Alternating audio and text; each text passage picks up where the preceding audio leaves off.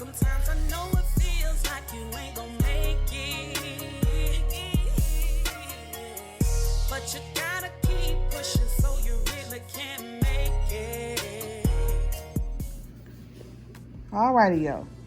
So this is my leftover turkey. Is that a bone? No. This is my leftover turkey, y'all. We had a lot of turkey left over from Thanksgiving. And usually, when we have a lot of turkey left over, we make turkey hash and turkey soup out of the leftover turkeys. Turkeys, what it is. Out of the leftover turkey. So this was a Cajun turkey, and it was smoked on the grill. So it's gonna taste a little different this year, but we're gonna try it and do the same thing we do every year. Well, I do every year. So this is what I had left from the turkey. So yeah, I cut his ass up, didn't I?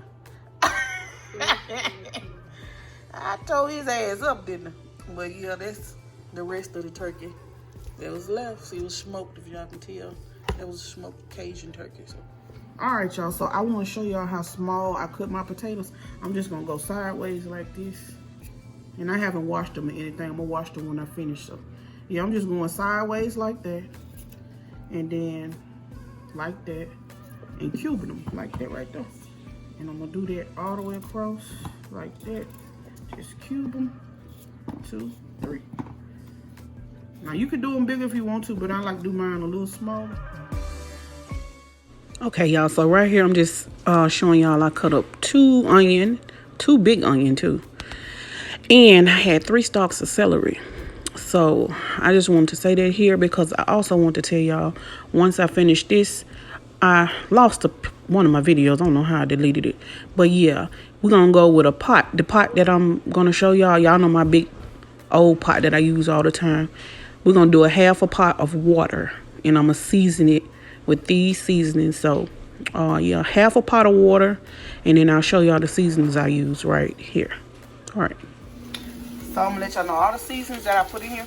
I got celery seed, garlic and pepper, garlic powder, bay leaves, onion powder, black pepper, Lawry's seasoning salt, my accent, some parsley flakes, and of course my chicken bouillon to give it that good, you know, chicken broth flavor. And I also use ginger. So I'm gonna add a little ginger. A little ginger go a long way, so I'm gonna add a little ginger in here. And that is it for my seasonings. And I'll be right back to show y'all how I do it. Okay, I got all my seasonings in and it's starting to boil. So before it starts to boil, I'm gonna grab some of my meat. Now you can do this with your hand or you can just pour it in. I'm just using my hands, they clean. And I'm just gonna add my turkey to the broth that I just created.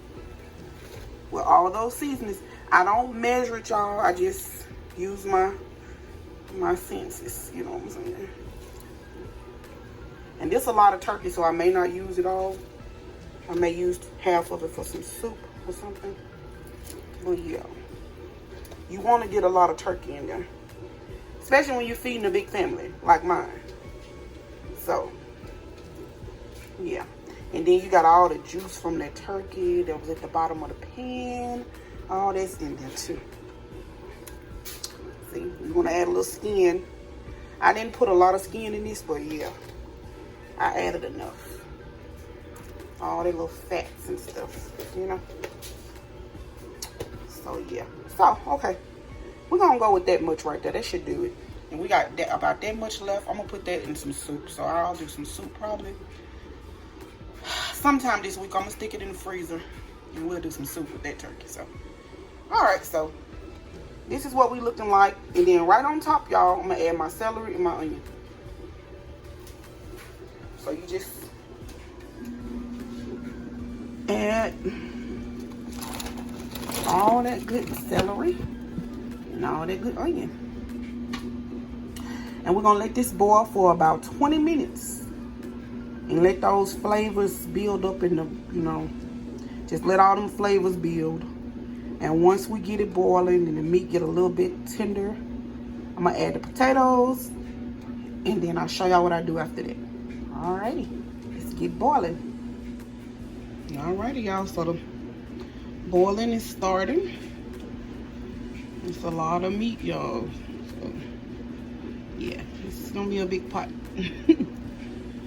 Now, my mom, she usually do hers in the skillet, but I put mine in a pot because there's a lot of us. And I'm gonna show y'all. Once this get done and I put the potatoes in, I'm gonna start on my roux to go in here. Gotta have it kind of thick, and so show y'all how I do it, and I'll be back. All right, y'all, so it's boiling.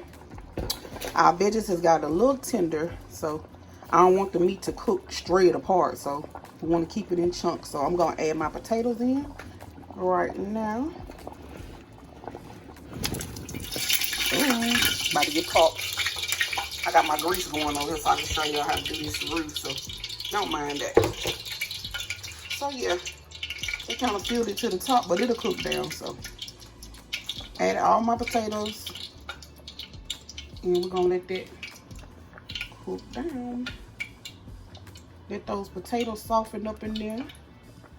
And while this is going, the potatoes are getting soft, I'm gonna be doing my roux right now. So this is just oil, and I'm gonna add some flour.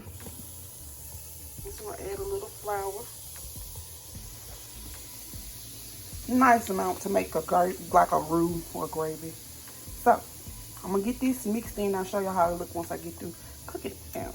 All right, y'all. So now see how it's kind of turned into like a chocolatey color. That's what you want, and you gotta keep it moving. You can't let it sit. That's how you make your roux. Kind of the same way you make roux for gumbo. It's the same way. I'm just not gonna let this get as dark as I would if I was doing gumbo. Just a little brown. Like you see it, it's gonna be a little browner than that. Just a little browner than this. But yeah, it's like a milk chocolate. It's like a light milk chocolate now, but you want to get it a little darker than this. So I'm not gonna film it too much because I'm taking up a lot of space in my phone. But I'm gonna keep moving this around, and I'll show y'all the color that I'm going for when it's done. And I'll be right back. All right, y'all. So this is kind of the color that I'm going for right here. Just a little bit darker than what I just showed y'all. So I'm gonna cut the heat off. And like I said, this is not a gumbo or anything, so I don't want to get it chocolate, dark chocolate, you know what I'm saying? Just a little milk chocolate. And I don't even want this color, you know, it's just hash, it's just, you know, potatoes and meat. But you do want to have a thickener. And I'm just doing this to ensure that my flour has cooked all the way through, and I don't want that flour taste in my food. So I make sure it's cooked, you know, accordingly.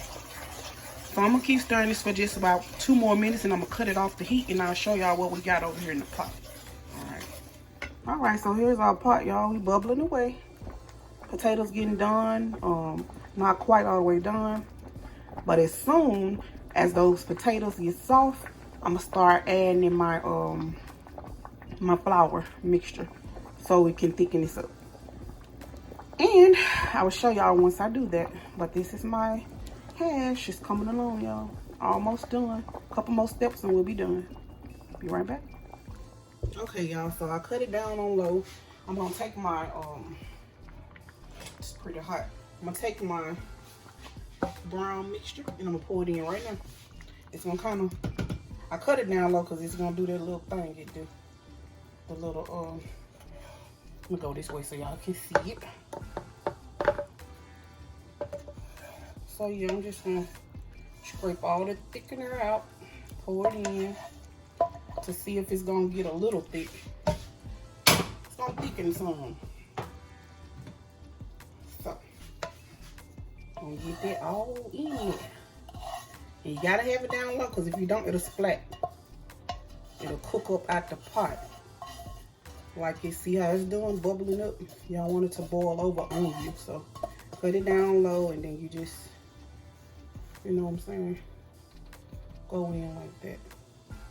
Try to get as much as you can under the broth. It's gonna thicken quite a bit, so depending on how much flour you use. Alrighty, y'all. Sorry about that cutting off like that. Like I told y'all, my phone, I got to get my camera fixed, honey, because I'm sick of this phone. But yeah, this is it, y'all. It is done. I'm going to let it sit for about 20 minutes and it'll thicken up even more. So you want to, once you cook it, let it sit and thicken for about at least 20 minutes before you dig in. And then when your vegetables, your vegetables, your vegetables will be all done. Everything will be all done, which they already are. But they'll be soft and all the flavors come together. And like I told y'all, that did not make it taste floury or anything. It tastes good. It tastes like a some homemade goodness. You hear me? Try this with your family, y'all. Let me know if y'all try it. I do this every year. It's like a family tradition. We do it every year. My grandmother started it. And it passed down from my mom and on down. So this is it. Turkey hash. Thank y'all so much for watching. I love you guys so much. I'll catch y'all in the next one. I love you. Use that Thanksgiving turkey. That leftover turkey. All right, y'all. Love y'all. Bye.